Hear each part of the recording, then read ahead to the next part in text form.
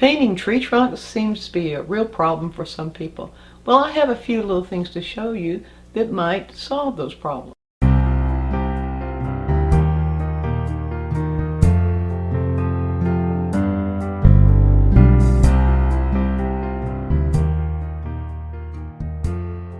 One reason painting tree trunks is such a problem is because tree trunks find themselves in so many different situations.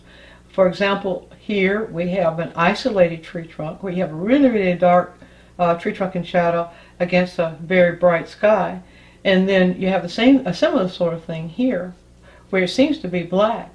Then you have tree trunks like these that are all dappled in light. And then you have tree trunks like these where the trunks themselves weave in and out of the foliage.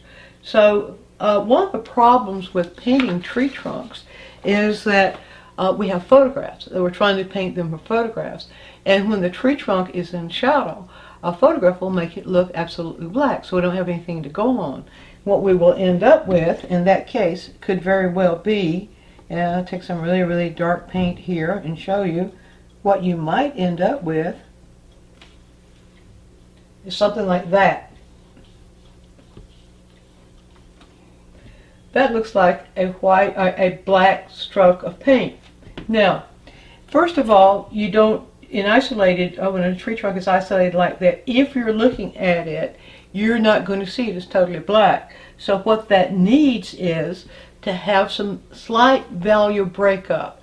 And so then a good way to solve that would be to go to a value that's slightly lighter and simply give that tree trunk or a little value breakup like this. And if you observe tree trunks in reality, in plein air I should say, observe tree trunks in plein air, you'll see that they're not all solid black. The other thing is that the edges of those that are very, very dark like that, the edges need to be kind of broken or softened, because if you have that hard edge all the way down like that, that breaks up the painting and makes the painting look cut in two by that tree trunk.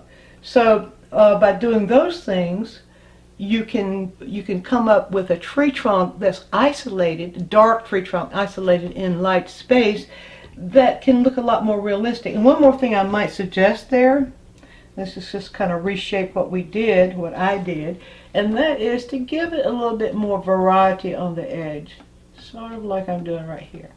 Just a little bit more variety in shape. You see, most tree trunks are going to have some variation, and you see how now we have a tree trunk, a feeling or interpretation of a tree trunk that's a little bit more realistic than just a brush stroke. Now that's the extreme tree trunk, the one that's isolated, like we might see in this photograph right here. Now let me show you about the dappled tree trunk. And a lot of times, like here, we might have tree trunks where we don't see so much foliage, but we have lots of dappled light, and that seems to confuse people. So the better thing to do is to look closely at where the shadow is and where the areas not in shadow are, and look at how they break up as they move down the tree trunk. Now, if I'm taking, I'll say this tree trunk, for example, and I might start out in the shadow area of the tree trunk, and instead of just making that downward stroke like a lot of people have a tendency to do, let's shape it like this. Let's shape it by starting with the shadow at the top, and then kind of press the brush down and let that shadow move over the trunk. You'll see that happening because of the way trunks are shaped. You'll see that a lot of times the dark shadow of a trunk, you see it, just turn the brush around a little bit like that, and you get that variation in shadow as you're coming down the side of the trunk. And also take into consideration these variations on the edge of the trunk. They don't go, tree trunks usually don't really go straight up. You will see variations on the edge. And then you come on the other side and use the light, whatever value you're seeing, So I'll just kind of develop kind of a random gray here that we would use for the light. And instead of coming straight down like this, make the strokes come to the horizontal and let them blend with the shadow strokes. You could even, instead of starting on the edge, and also give it the tilt at the bottom that it needs, but you could even start the stroke here and just push the brush very slightly like this as you move up, like that, and that then would give, see, a variation on the light side of the tree trunk that makes it look a little more realistic. So that's simply with the light color in the brush, holding the brush and giving a slight push, like just enough push for the paint to go onto the paint, the surface, the canvas, or paper, if you might be using paper, and then just take the corner of the brush and come down like that. Maybe a little bit of weaving of the dark into the light like this, just a little bit, and you see that then gives you that a tree trunk that feels like a tree trunk. The third thing I want to show you is tree trunk in foliage. Now, when you have tree trunks in foliage, it works better to put the foliage in first. Now, I'm not going to try to do a real painting for you here, but I'm just going to block in here areas that might be foliage. And this doesn't matter whether it's foliage, doesn't matter whether it's conifers foliage, or if it's if there are leaves. It doesn't matter what kind of foliage it is. That's what I'm trying to. Here I am trying to think of what kind of foliage we might see, and so I'd kind of draw a blank here. But the idea is, it doesn't matter. It doesn't matter what the foliage is. What matters is that you place the foliage in as you see it, according to its shadow and not in shadow area. So okay, let's say we got this foliage in, and you'll notice that on most trees that have where there's foliage during the season when there's foliage, the foliage might get either thicker or thinner as it comes down. So so we might do that, or you might have a forest full of trees. You'd still want to put the foliage in first. Then when you put the foliage in, after the foliage is in, then we put the trunks in. And so again, we would form the trunk, the tree trunk, form it the same way as we formed here. If it's on the shadow side, then we could form the dark first, and then the light that we would put on would not be very much lighter.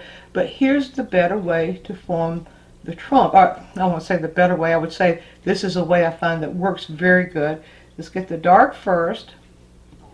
I'm trying to get a good tree trunk color here. Not having one looking at here, so well, I'll just look over here at these. Yeah. Alright, so having the dark in first. Now, wherever the tree trunk starts, always start with a shadow. Let it form, and then pull it towards the light, like that. As we're moving up into the tree trunk, we would work the tree trunk into the foliage. As it goes up, it would pop in and out of the foliage. So a tree trunk might go up just a little bit here, then we might see it appear here. Now, this is where we use our observation skills by looking back at the subject to see what the tree trunk is actually doing. And if it's popping up into the popping in and out of the foliage as it is here, that's what we would do. We would bring it on. So we don't see trunk there, but we might see a little bit of trunk here. So that might be popping out in the foliage here.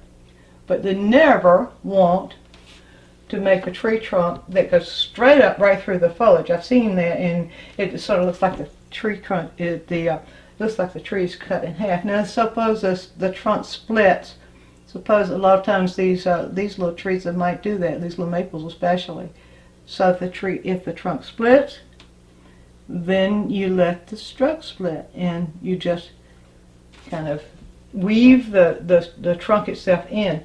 Now going to the other side, and you'll be doing the same thing as we did in this one, where you allow the brush to sit and you push it just enough to form the other side of that trunk. And you take that light value up like that, and let it splay at the bottom. That's sort of a basic primer on tree trunks. I don't enjoy doing how-to things, but showing you ideas to begin with. So if you begin with these ideas, the thing to remember is avoid making tree trunks with the brush moving straight up like that, because that's going to give you a brush mark that looks like a brush mark. Form the tree trunks, form them with brush strokes the same way as you would form anything with brush strokes, where you begin by observation and allow the brushwork to move around the trunk rather than just straight up the trunk altogether. So hope that helps, and there's your quick tip.